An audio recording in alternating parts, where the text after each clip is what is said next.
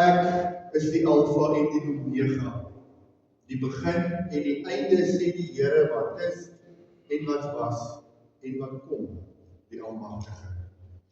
Geliefdes, genade, barmhartigheid en vrede van God ons Vader en Jesus Christus ons Here deur die kragtige werking van die Heilige Gees. Amen. Geliefdes, die Here het ons gegroet. Hy het sy seën oor ons uitgespreek, ek maar sy vergadering begin. Kom ons antwoord hom met 'n lofpsalm.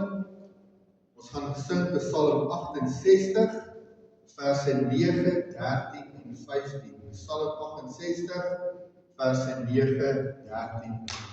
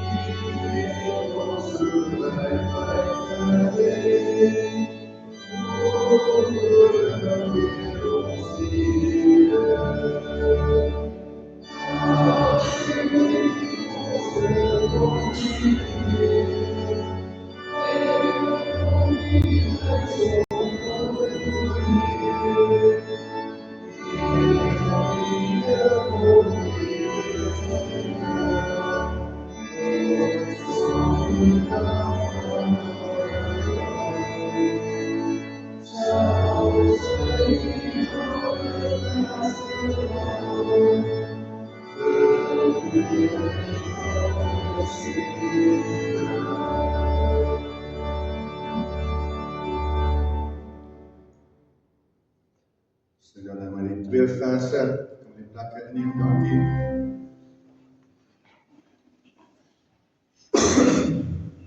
Ons gaan weer luister na die wet van die Here uit Eksodus 20. Nie omdat ons dit maar net uit gewoonte uitneem nie, om die tyd op te maak of enige ander rede nie, maar omdat ons voel dit is nodig dat ons ten minste daarom een keer 'n week kan hoor wat ons sonde is, dat ons sonde het, sodat ons toevlug kan neem tot God die Enige. Die oomblik wat jy hoor wat jou sonde is, dan die onder die besef kom, dan besef jy dat jy hulp nodig het. Onsself kan nie vir ons saligheid enigiets verdien nie, God skenk dit uit genade, maar die wet is vir ons 'n leefwyse, wat ons wys hoe leef ons die eer van die Here. Kom ons gaan hoor, hoe kan ons dankbaarheid wys uit Eksodus 20. Toe het God al hierdie woorde gespreek, en gesê, ek is die Here jou God, wat jou uit Egipte land uit die slawehuis uitgelei het. Jy mag geen ander gode voor my aangesig hê nie. Jy mag vir jou geen gesnede beeld of enige gelykenis maak van wat bo die hemel is, of van wat onder op die aarde is, of van wat in die waters onder die aarde is nie. Jy mag jou voor hulle nie neerbuig en hulle nie dien nie, want ek, die Here jou God, is 'n jaloerse God oor die misdaad van die vaders besoek aan die kinders, aan die derde en aan die vierde geslag van die wat my haat, en ek bewys barmhartigheid aan duisende van die wat my liefhet en my gebooie onderhou. Jy mag die naam van die Here jou God nie ydelik gebruik nie, want die Here sal die een wat sy naam ydelik gebruik nie ongestraf laat bly nie. Gedenk die Sabbatdag, dat jy dit heilig. 6 dae moet jy arbei en al jou werk doen, maar die 7de dag is die Sabbat van die Here jou God, dan mag jy geen werk doen nie. Jy of jou seun of jou dogter, of jou diensknegt of jou dienstmaagd, of jou vee of jou vreemdeling wat in jou poorte is nie. Want in 6 dae die Here die hemel en die aarde gemaak, die see en alles wat daarin is, en op die 7de dag het hy gerus. Daarom het die Here die Sabbatdag geseën en dit geheilig. Deur jou vader en jou moeder, dat jou dae verleng mag word in die land wat die Here jou God aan jou gee. Jy mag nie doodslaan nie. Jy mag nie egbreek nie. Jy mag nie steel nie. Jy mag geen valse getuienis teen jou naaste spreek nie. Jy mag nie naaste se huis begeer nie. Jy mag nie naaste se vrou begeer nie, of sy diensknegt of sy dienstmaagd, of sy os of sy esel, of iets wat van jou naaste is. Nadat ons gehoor het en glo ons sonde is, kom ons bely daardie sonde. Ons gaan dit doen met Gesang 68, ons sing vers 1.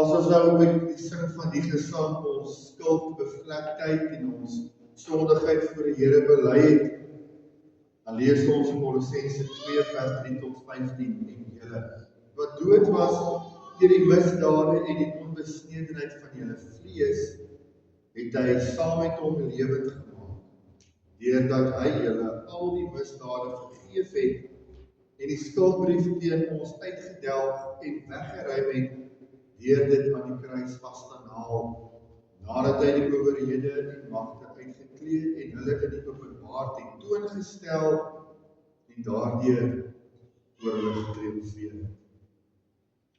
Dit is nou dat ons sonde vergewe is en ons nou met vrymoedigheid voor die Here kan verskyn, gaan ons geloof bely in God in die enige. Ek gaan die 12 artikels aan die voorhou. U sê dit in die harte agter my aan. Ek glo in God die Vader, die Almagtige, die Skepper van die hemel en aarde, en in Jesus Christus, sy eniggebore Seun, ons Here, wat ontvang is van die Heilige Gees, gebore uit die Maagd Maria, wat gelei het onder Pontius Pilatus, gekruisig is, gesterf het en begrawe is, en ter helle neergedaal het, wat op die 3de dag weer opgestaan het uit die dood, opgevaar het na die hemel en sit aan die regterhand van God, die almagtige Vader, waarvandaan hy sal kom om die lewendes en die dooies te oordeel. Ek glo in die Heilige Gees. Ek glo aan 'n heilige algemene Christelike kerk, die gemeenskap van die heiliges, die vergewing van sondes, die opstanding van die liggaam en die ewige lewe. Amen. Ons hoorbare belydenis vanoggend kom uit Gesang 13, ons sing vers 2.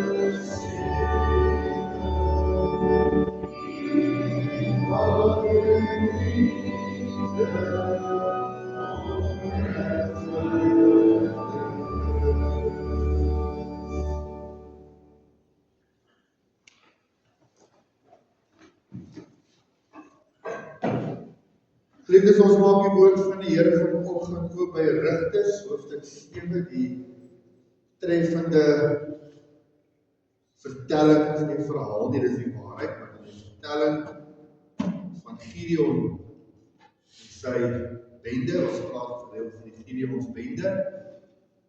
Die wonderwerke wat daarmee saamgegaan het, ons gaan lees uit Rigters 7 vanaf vers 1. Rigters 7 vanaf vers 1. Maar voordat ons gaan lees, gaan ons eers saam bid. Ons mag toe die oor.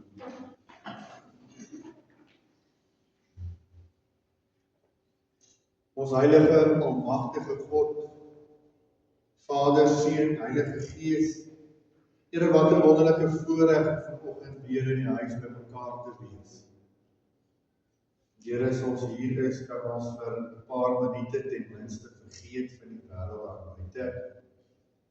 Ons ore uitdoof vir die geraas van die wêreld teen U, teen U woord, teen die kerk, teen ons kinders. En hier kan ons rustigheid en vrede vind onder die klank van U woord, waar ons die teenwoordigheid beleef. Here, terwyl ons hier mekaar is, bid ons graag vir hulle wat nie hier is nie. Ken elke se omstandighede, ons dink veral aan hulle wat siek is, selfs die waarvan ons dalk nie weet nie. Here, dat U deur enige beproewing wat oor ons pad kom, ons die krag sal gee om daardie beproewing in die geloof te oorwin. Dat ons nie so gefokus sal wees op dit wat om ons gebeur nie, maar net op U krag, U woord en die beloftes van beskerming.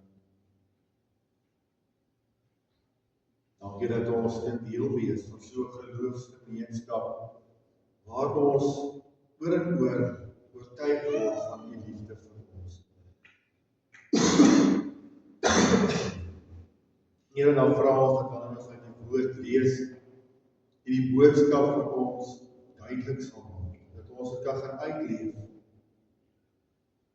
sodat dit wat om ons en met ons en in ons gebeur, ons sal verweldig. Maar ons net in die krag sal voortgaan maak het. So dankie vir die goedheid, die sonde vergifnis waarvan ons nou weer gehoor het, dit wat U in ons lewens doen. Help ons om dit te realiseer, die daaglikse geloof en bekering. Vir dit in Jesus Christus se naam. Amen.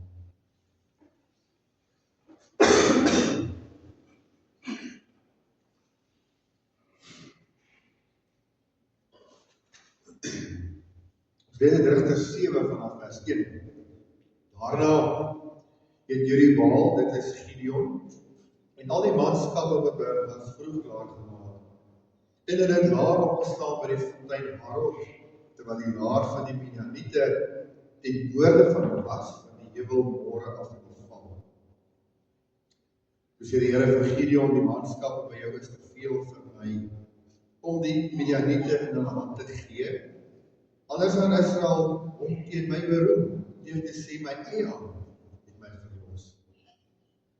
Roep dan nou tog uit voor die ore van die manskappe en sê, die wat bang is en bewe kan teruggaan en wegdraai van die gebergte van Gilead af. Toe het daar van die manskappe 22.000 omgedraai en 10.000 oorgebly. Daarom sê die Here vir Gideon, die manskappe is nog te veel. Bring hulle af na die water, dan sal ek hulle daar vir jou uitsien. En vanweë kan jou sê, hierdie een mag met jou saamgaan, die mag met jou saamgaan.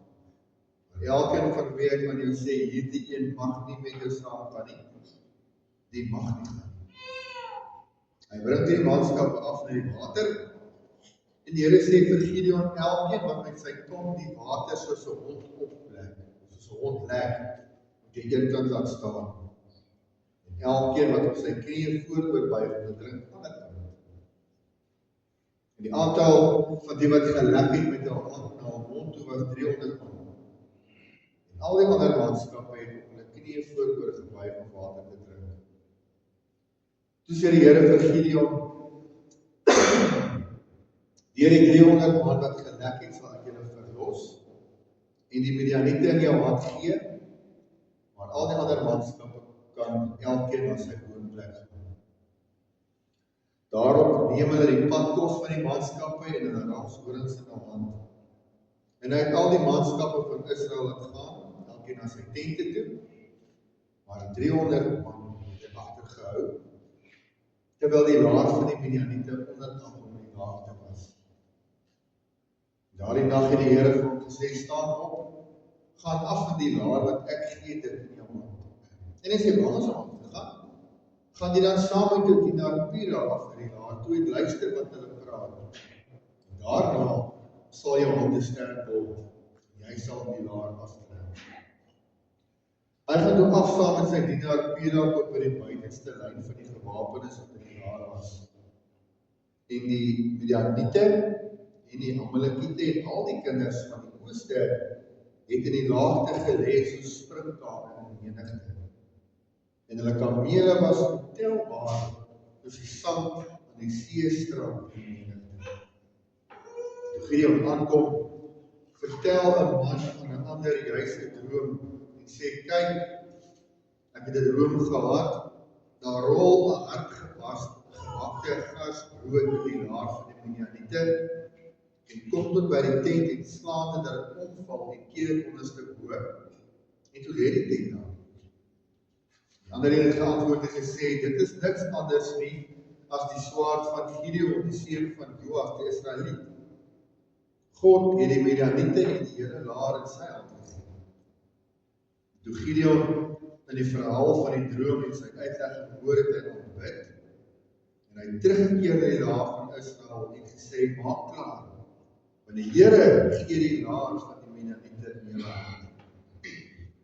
En hy die 300 man verdeel in 3 dele, en aan hulle almal ramshorings en leeuekruike met fakkels binne in die kruike in die hand gegee, en aan hulle gesê, kyk na my, maak net so. Kyk, as ek by die buitenste lyn van die laar kom, dan moet julle maak net soos ek maak. En as ek en almal wat by my is op die ramshoring blaas, moet julle ook op die ramshorings blaas rondom die hele laar. Julle moet sê vir die Here en vir Gideon. Toe kom Gideon en die 100 man wat by hom was by die buitenste lyn van die laar, begin van die middelste nag raak,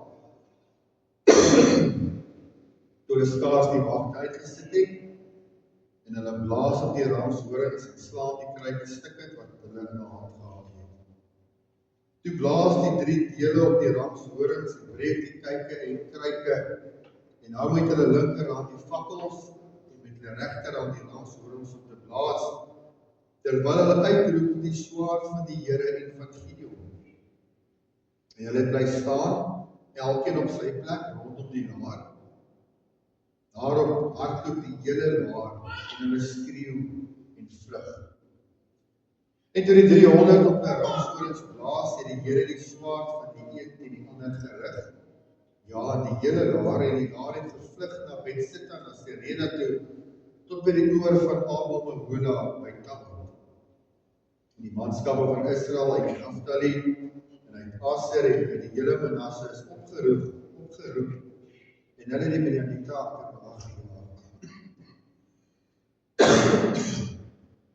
Ook het Gideon boodskappe gestuur in die hele gebergte van Efraim om te sê, trek af die Midianiete tegemoet en sny hulle by die waters af, van die waters af tot by Bet-Bara in die Jordaan. So het dan al die manskappe van Efraim in mekaar gekom en die waters beset tot by Bet-Bara in die Jordaan. En hulle het 2 vorste van die Midianiete gevang, Oreb en Seeb. Oreb het hulle gedood by die rots Oreb, en Seeb gedood by die Paskryp Seeb. En hulle het die Midianiete agtervolg en die hoof van Oreb en van Seeb het hulle na Gideon gebring oor met die Jordaan. Ons lees op hierdie gedeelte. Dit is al die dinge waarvan ons lees. Ons gaan net weer lees vers 2. Toe sê die Here vir Gideon, die manskappe by jou is te veel vir my om die Midianiete in hulle hand te gee. Anders kan Israel teen my beroem deur te sê, my eie hand het my verlos. En vers 22, en toe die 300 op die ramshorens blaas en die Here die swaard van die een teen die ander gerig, ja, die hele laar en die laar het gevlug, na Bet-Sitta na Sereda tot by die oor van Abel Mehola. Dit is van die Here Jesus Christus. Rigter 7 vertel vir ons die merkwaardige verhaal van Gideon en sy klein leer. Daarom praat ons eintlik maar van 'n bende teen die geweldige oormag van die Midianiete. Menslik gesproke was dit onmoontlik vir Israel self met hulle 32,000 om hierdie stryd te wen. Selfs in hulle groot getalle was dit te min en te swak. Tog kies God om hulle deur 'n wonderlike, selfs vreemde manier die oorwinning te gee. Hoe doen hy dit? Hy sê in vers 2, want God wil hê dat almal, ook die vyande moet weet, dat hierdie oorwinning kom nie deur mensekrag of deur getalle nie, maar deur die Here self. Bietjie agtergrond, wie was die rigters? Nadat die volk Kanaan ingeneem het en Josua se oorwinning oor die volke in die vorm van die koninkryk Israel, het die Israelitiese stamme 'n informele bondgenootskap gevorm. Daar was nog nie 'n sentrale regering nie. Hierdie bondsgenootskap het in krisistye vir die volk 'n ad hoc leier, iemand wat net vir 'n kort tydjie diens gedoen het, die rigters as leiers aangestel. Nou as ons kyk na die hele geskiedenis, het die rigters uit 11 manne en 1 vrou bestaan. Dit is dan die getal 12, wat dui op dat die hele volk is 12 stamme. Nou, hierdie rigters het baie verskillende take gedoen. Hulle het in regsprake uitspraak gelewer. En die meeste van die rigters het gedurende oorlogstye as militêre leiers opgetree. Nou, hierdie leiers is deur God gestuur om die mense te verlos. En as die bedreiging verby is, staan daar die reël verwag dat die rigter sy posisie as militêre leier moes prysgee. Daarom, as ons gelees van al die rigters so Simson, lees hy sy verhaal en dan niks meer. So God vra dat in tye van nood, in tye van oorlog, mense in geloof na vore moet tree wat hom vertrou, die moed het om die vyand teen te staan. In Rigters sien ons dan ook herhaaldelik hierdie selfde waarheid, dat wat jy saai, sal jy maai. Bedoelende, daar was oor en oor gevolge vir onvolkome gehoorsaamheid, het gelei tot dwangarbeid en slawerny en vreemde verdrukkings. Want God se woord was deur alles altyd duidelik, daar mag geen vredesverdrag, ondertrouery of godsdienstige sinkretisme of samesmelting met ander gelowiges wees. Geen vreedsame naasbestaan in die heidendom.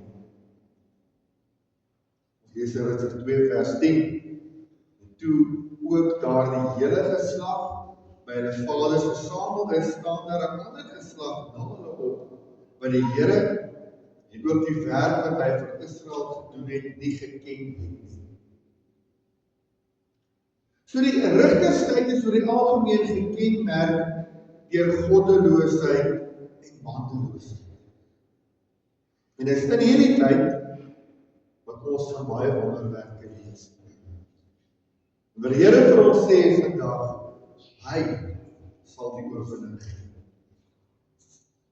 Hier in Rigters 7 sien ons hoe God doelbewus Gideon se magtige weermag van 32.000 manne klein.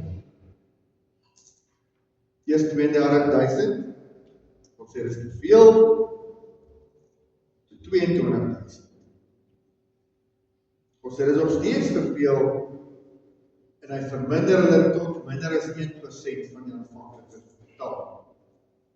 Terwyl ons lees die vyand lê voor hulle so sprinkane in menigte, die wat al 'n sprinkaanplaag beleef het, sal weet die grond sommer so bewe soos wat die sprinkane oor die gras beweeg.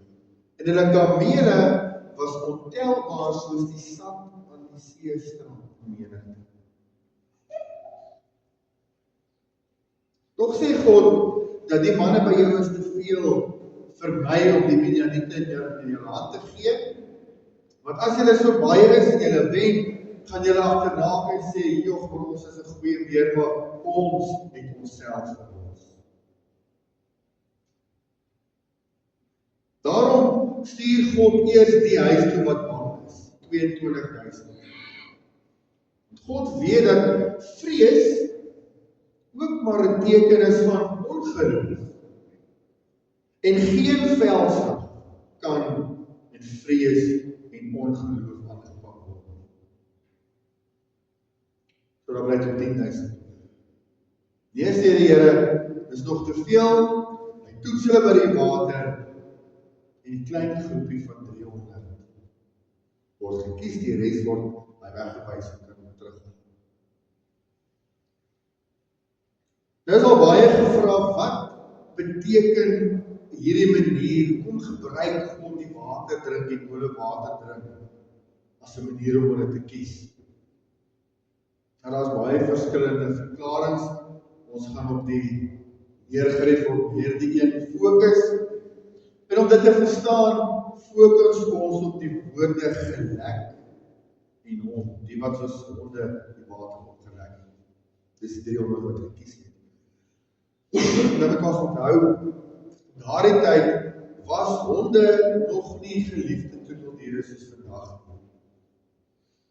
Dit was veragtelike diere, aaseter, soos jakkals. En die woord gelek kan ook vertaal word met gestir. En dis is dan nou al ooit, ek glo almal al gesien hoe hond water drink, so dit oplek en opslurp en nodige bygeleide in die water wat soms so rondwaai. Dan gee dit vir ons 'n beeld van wat die Here hier vir ons wys. Want dit is hoe hierdie 300 water gedrink het, soos honde opgelek. Glad nie 'n kompliment. Dit dui eerder op 'n onverfynde manier, ongemanier, amper barbaars. En dit is die punt waarop God fokus. God kies hierdie bende vanuit die laagste stand in die bevolking. Die mense waarvoor die meerderheid, die gesofistikeerdes, die met meer klas hulle neus opgetrek het. Nie die sterkste soldate nie, maar die grove manne. So die onderskeid wat God hier tref, is nie tussen geoefende en ongeoefende soldate nie, maar tussen belangrikheid en beskaafdheid aan die een kant en veragtelikheid, as ons die woord mag gebruik, aan die ander kant. Maar God leer hierdie belangrike les. Hy wys juis dat ons swak en afhanklik is. In ons sondige harte wil ons altyd dink, ek kan dit self doen. My krag, my wysheid, my logika, my planne sal my red. Maar God sny al hierdie redes wat ons aanvoer weg en leer ons om net op hom te vertrou. En ons sien dit in ons lewens vandag. Hy laat soms toe dat ons beproewings ervaar, finansiëel, gesondheidsgewys, in ons gesinne, in die kerke, in ons harte. Hoekom?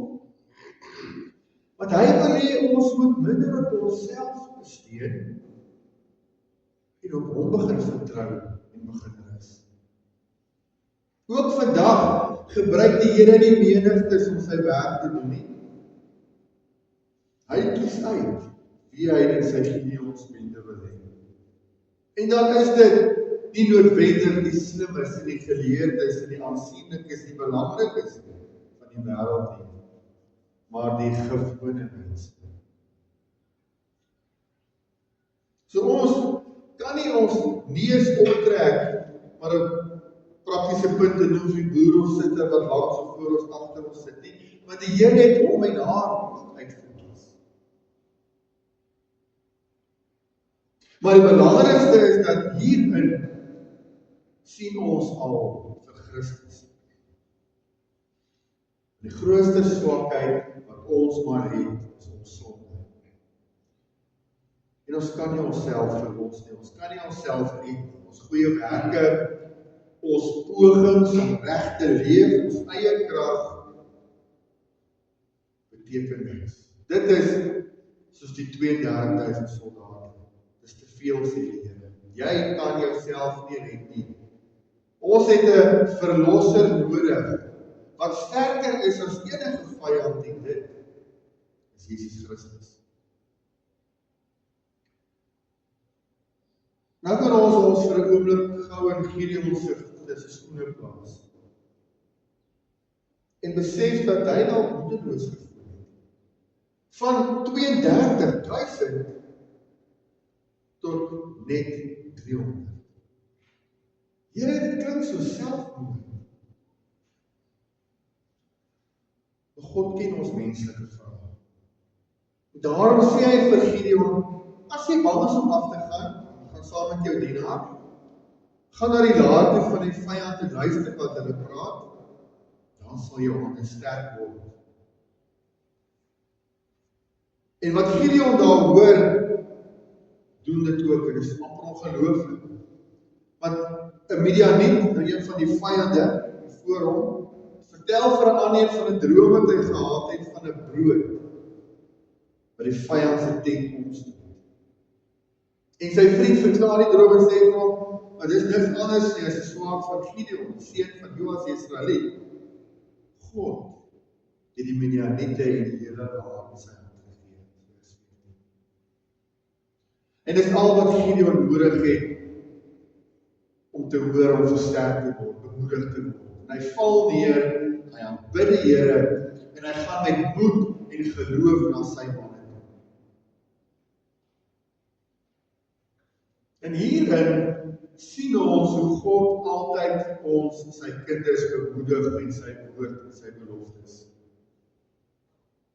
Die grootste teëspoed en die grootste probleem en hartseer, sê hy vir ons, moenie vrees nie.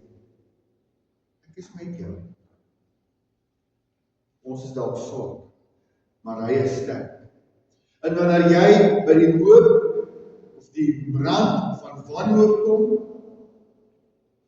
bring God jou eenvoudig net weer na sy beloftes toe, soos wat hy vir Gideon op die troon gemaak het. En vandag het ons bemoediging baie meer nodig as Gideon. En ons het ook baie meer bemoediging, want ons het die volle evangelie van Jesus Christus. En in hom hoor ons die boodskap uit reeds, jou grootste vyand oorwin, sonde, dood en die Satan.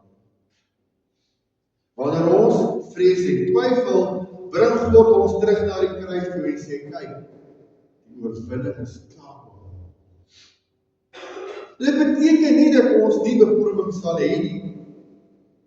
Laas het gesê, die seentjie wat bang is in die donker, papa sit by hom. Die donker gaan nie weg nie, maar die hoop en die bemoediging is daar.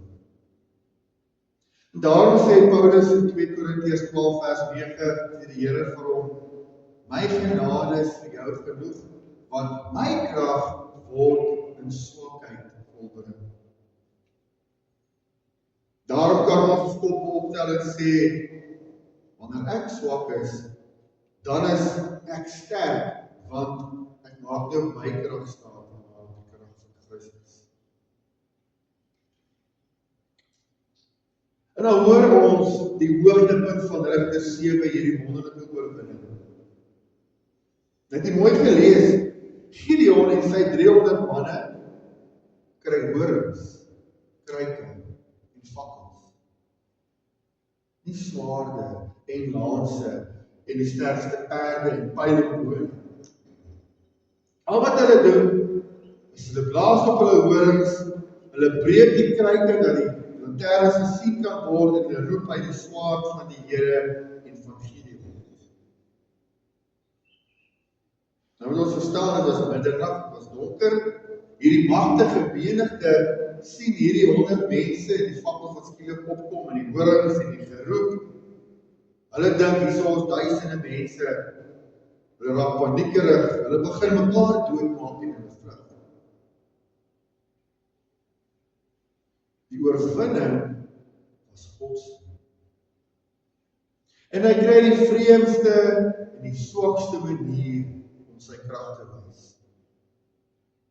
En dis juist hierin wat ons ook die kruis van Christus sien.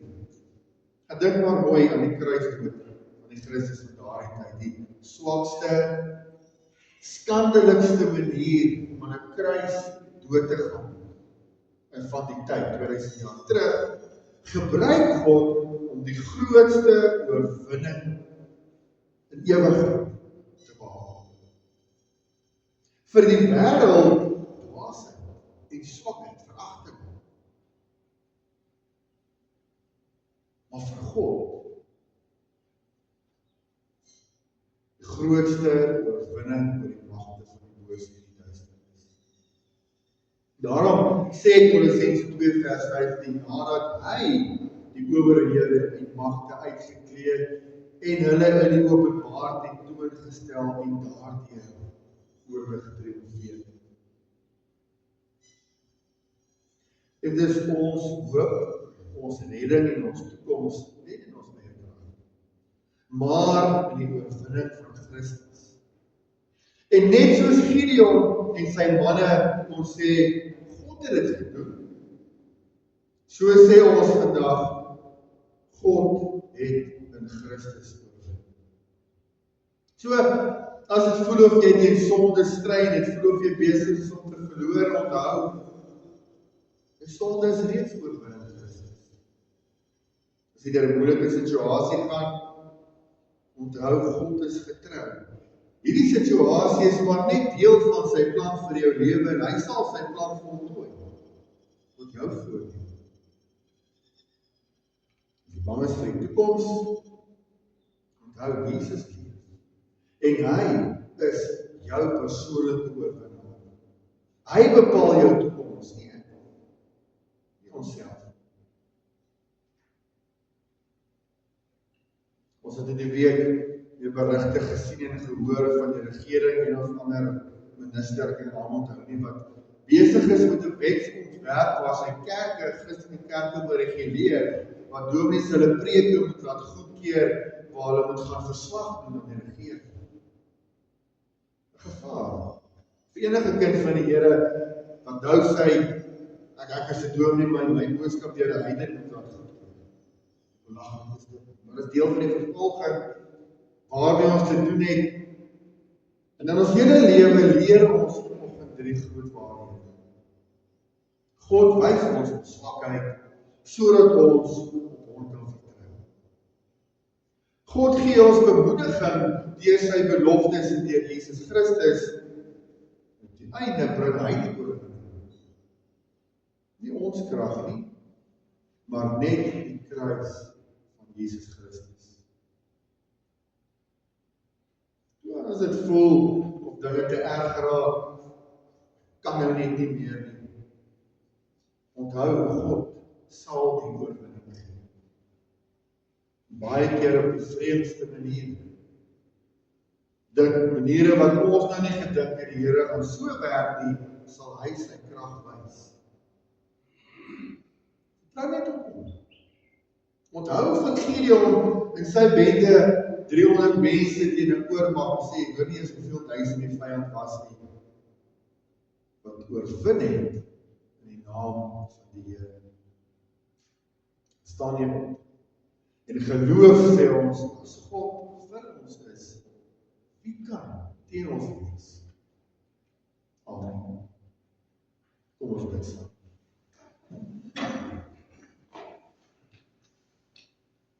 Ons heilige God en hemelse Vader, Here, U het ons weer vandag deur U woord herinner dat die oorwinning oor alles wat vir ons gevaar inhou, nie in ons eie krag gebeur nie, net vanuit onsself uitkom nie, maar in U hand alleen. Here, ons bely ons swakheid en ons afhanklikheid van U. En bid dat U ons sal vergewe. As ons soms dink dat dit ons stryd is en ons moet oorwin. Ons loof en dankie dat U in Jesus Christus, die Seun, die grootste vyand, die sonde, die dood, bose magte oorwin het. Help ons om elke dag in sy oorwinning te leef. Here, wanneer ons moedeloos raak, herinner ons aan die beloftes. Wanneer ons bang is, gee ons die vrede. Here, wanneer ons swak is, swak voel, laat U krag in ons volbring word. Here, daarom vertrou ons U, want U sal die oorwinning gee. Laat ons lewe tot U eer. En dat alles wat ons doen, U lof sal bring. Ons bid dit net in die naam van Jesus Christus, ons verlosser en oorwinnaar. Amen. Ons kan die Here dien met ons liefdegawes, dan kan ons seker weer soos gewoonlik sommer die sending evangelisasie dieselfde tyd opneem.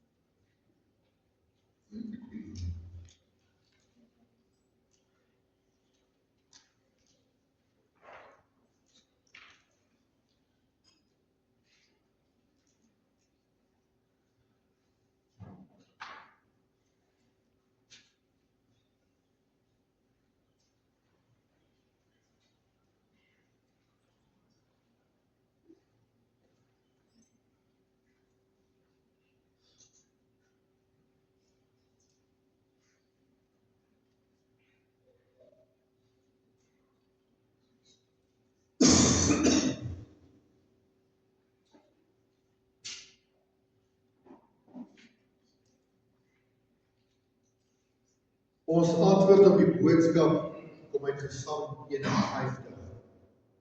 Gesang 51, ons gaan al die verse sing. Gesang 51, vers 1, 2 en 3.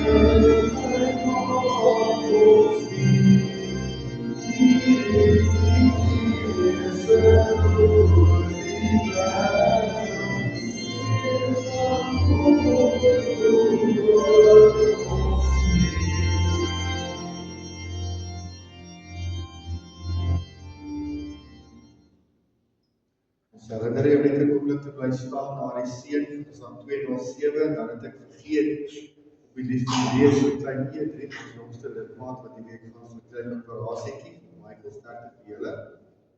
So dit gaan goed. Maar kom ons ontvang nou die seën van die Here. Dan gaan ons in sy vrede. Die Here sal jou seën en jou behoed.